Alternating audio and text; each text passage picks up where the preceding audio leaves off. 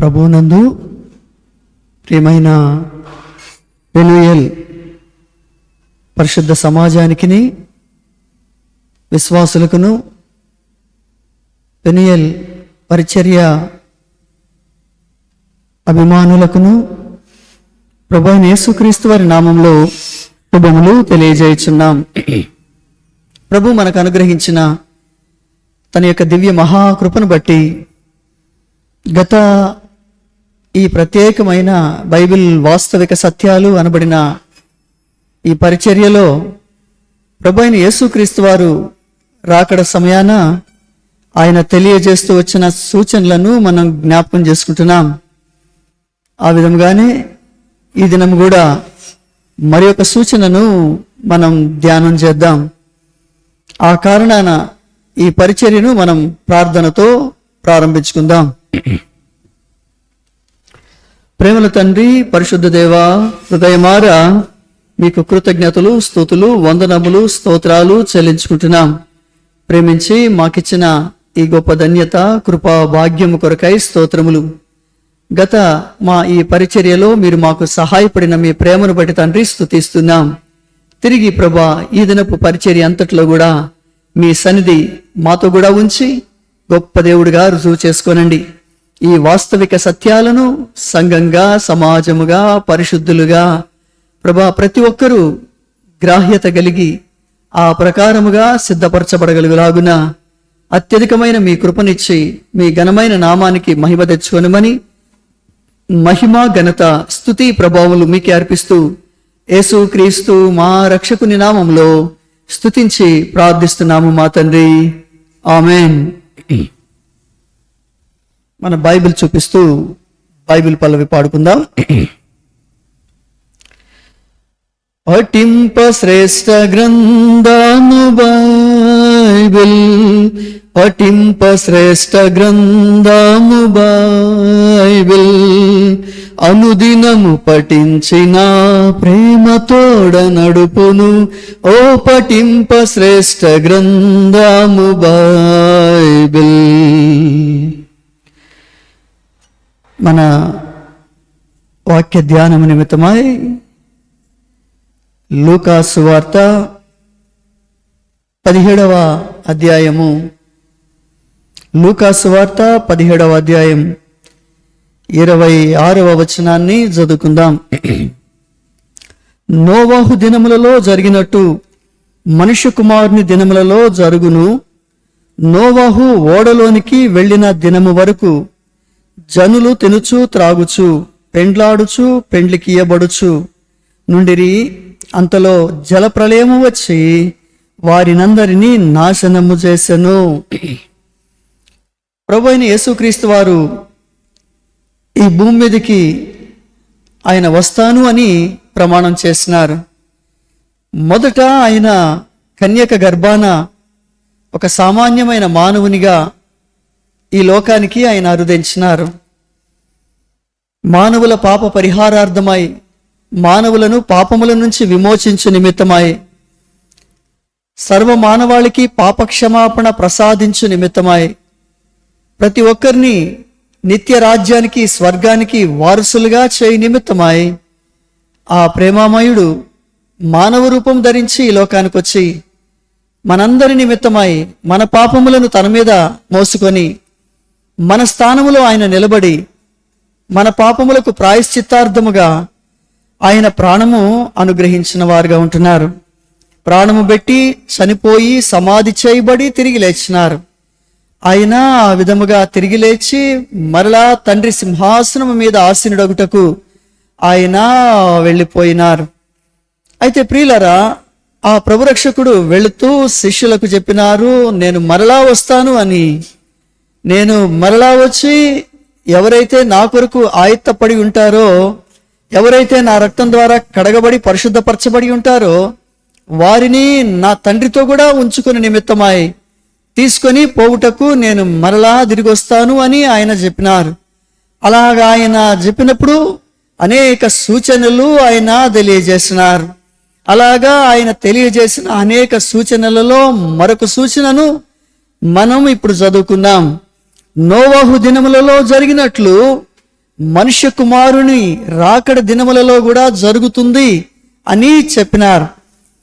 ఏం జరుగుతుంది అంటే చూడండి, అక్కడ రాయబడతా ఉంది, నోవహు ఓడలోనికి వెళ్ళిన దినము వరకు జనులు తినుచు త్రాగుచు పెండ్లాడుచు పెండ్లికి ఇయ్యబడుచు నుండిరి.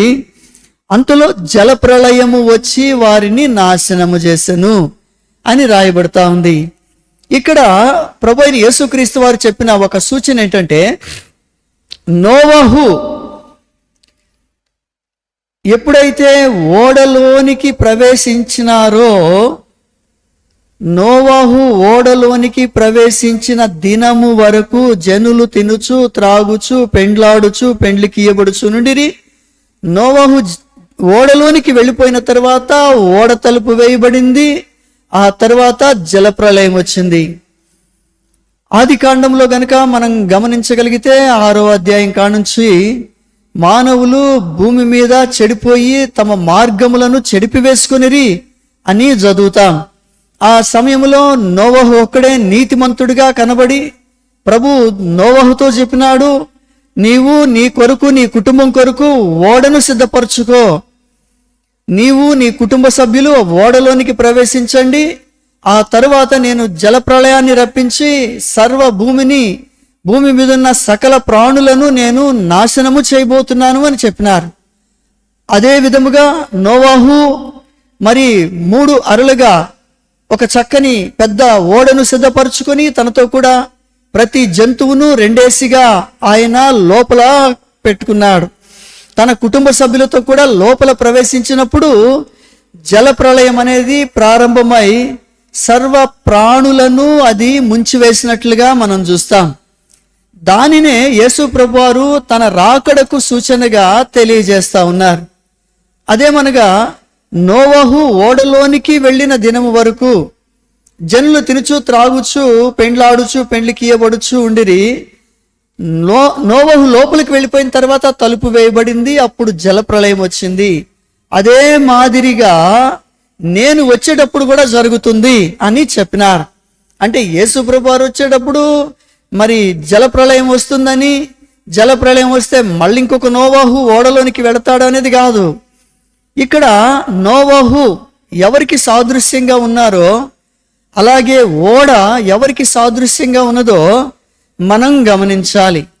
ఇక్కడ ప్రాముఖ్యంగా గనక మనం గమనించినట్లయితే రోమీలకు రాసిన పత్రిక 11వ అధ్యాయము 25వ వచనంలో ఒక మాట చెప్పబడతా ఉంది. రోమీలకు రాసిన పత్రిక 11వ అధ్యాయం 25వ వచనం, సహోదరులారా, మీ దృష్టికి మీరే బుద్ధిమంతులమని అనుకొనుకుంటున్నట్లు ఈ మర్మము మీకు మీరు తెలుసుకొనగోరుచున్నాను. అదేమనగా అన్యజనుల ప్రవేశము సంపూర్ణమగు వరకు ఇశ్రాయేలునకు కఠిన మనసు కొంతవరకు కలుగును. వారు ప్రవేశించినప్పుడు, బాగా గమనించండి, వారు అన్యజనులు ప్రవేశము అనగా అన్యజనులు ప్రభువైన యేసుక్రీస్తు వారిని అంగీకరించి రక్షకునిగా తమ హృదయాలలో స్వీకరించి వారు సంఘములో ప్రవేశించినప్పుడు, వారు పరిశుద్ధులుగా చేయబడినప్పుడు, క్రీస్తులోనికి వారు వచ్చినప్పుడు, ప్రభువైన యేసుక్రీస్తుని వారు తమ సొంత రక్షకునిగా స్వీకరించినప్పుడు, ఇక్కడ రాయబడతా ఉంది, వారు ప్రవేశించినప్పుడు విమోచకుడు సియోనులో నుండి వచ్చును. ఆ మాట గమనించండి. విమోచకుడు అనగా ప్రభువైన యేసుక్రీస్తు వారు పరలోకము నుండి దిగి వస్తారు. అంటే దాని అర్థము అన్యజనులు అనగా ఇశ్రాయేలీలు కాని వారందరూ కూడా ప్రభువైన యేసుక్రీస్తు వారిని, ఆ సంఖ్య ఎంతమంది అయితే నిర్ణయించబడిన ఆ సంఖ్య అంతా కూడా ప్రతి ఒక్కరు సర్వభూమి మీద సర్వ ప్రపంచములో ఈ అన్యులు అనబడిన వారు ప్రభువైన యేసుక్రీస్తు వారిని అంగీకరించి క్రీస్తులోనికి బాప్తిసము తీసుకొని క్రీస్తుకు కుమారులుగా కుమార్తెలుగా చేయబడతారో వారి సంఖ్య సంపూర్ణమైనప్పుడు, అనగా వారు క్రీస్తులోనికి ప్రవేశించినప్పుడు, ప్రభువైన యేసు క్రీస్తులోనికి వారు తీసుకొని రాబడగలిగినప్పుడు, వారు సంఘములోనికి తీసుకొని రాబడగలిగినప్పుడు, ఆ సంఖ్య సంపూర్ణమైనప్పుడు ప్రభు అయిన యేసుక్రీస్తు వారు నేను భూమి మీదకి వస్తాను అని ఆయన తెలియజేసినారు. నా ప్రియ స్నేహితుడా, సోదరి, అపోస్తుల కార్యములు 13వ అధ్యాయంలో మరొక మాట చూస్తాము.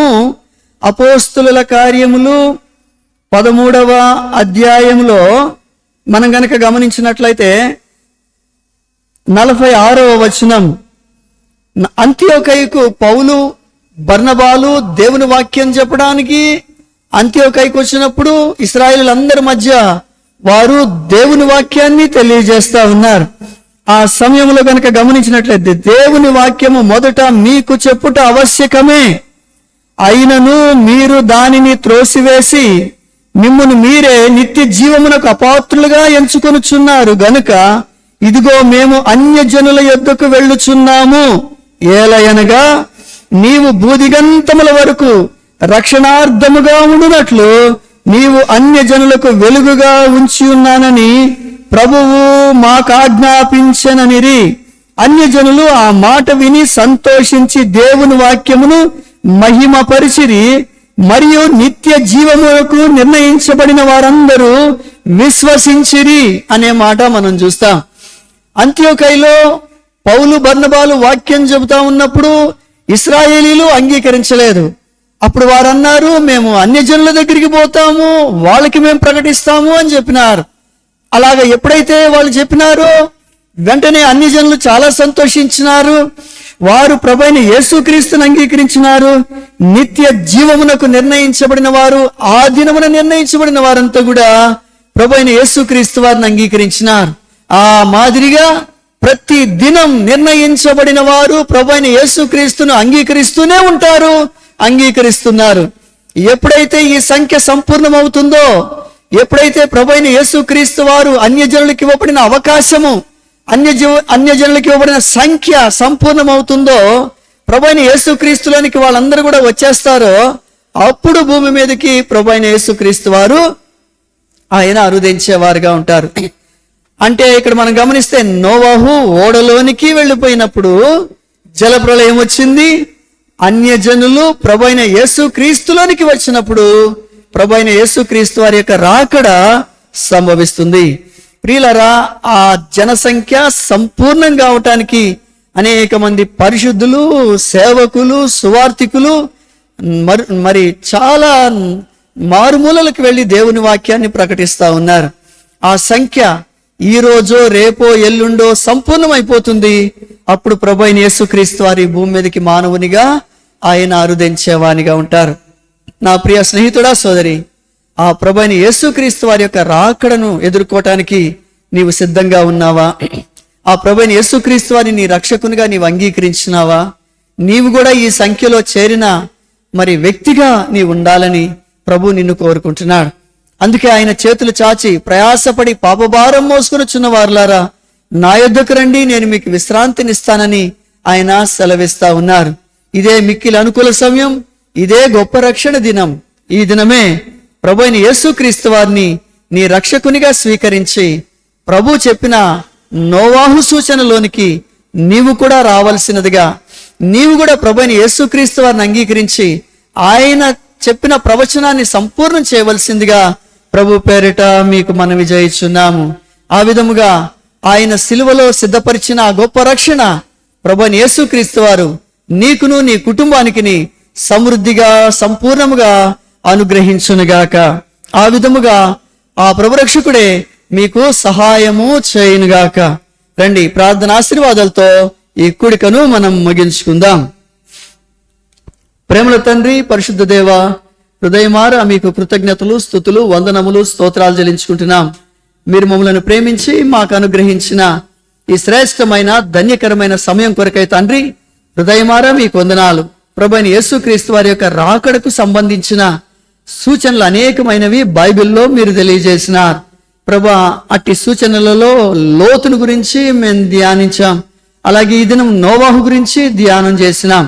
ప్రేమల తండ్రి, ఆ విధముగానే తండ్రి మరి విశ్వాసులు అనేకులు, మరి అన్యజనులు అనేకులు ప్రభువైన యేసుక్రీస్తు వారిని రక్షకునిగా స్వీకరించి ప్రభా మీలో చేర్చబడి మీ రాకడకు సంపూర్ణముగా సిద్ధపరచబడగలిగినట్లుగా అత్యధికమైన మీ కృపనిచ్చి మీ గణనామానికి మహిమ తెచ్చుకోనండి. వాక్యమైన మా ప్రియుల్లో ఇంకా ఎవరైతే మిమ్మల్ని అంగీకరించలేదో వారిలో మీ లోతైన కార్యం జరిగించి మీ వైపుకి ఆకర్షించి మీ గణనామానికి మహిమ తెచ్చుకొనుమని మహిమ ఘనత స్తుతి ప్రభావాలు మీకు అర్పిస్తూ యేసు క్రీస్తు మా రక్షకుని నామంలో స్తుతించి ప్రార్థిస్తున్నాం మా తండ్రి, ఆమేన్.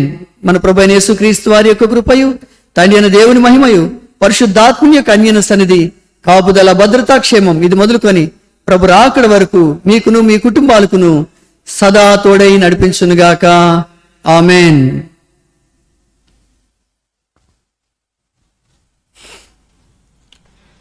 మీ అందరికీ ప్రభు అయిన యేసుక్రీస్తు వారి నామములో శుభములు. Praise Lord. మళ్ళా తిరిగి వచ్చే సోమవారం ఇదే కూడికలో ఇదే వేదిక మీదుగా మరి ఒక ప్రభు అయిన యేసుక్రీస్తు వారి యొక్క రాకడకు సంబంధించిన సూచనతో మనం కలుసుకుందాం. అప్పటి వరకు ఆ ప్రభు రక్షకుడే మీకు తోడై నడిపించునుగాక.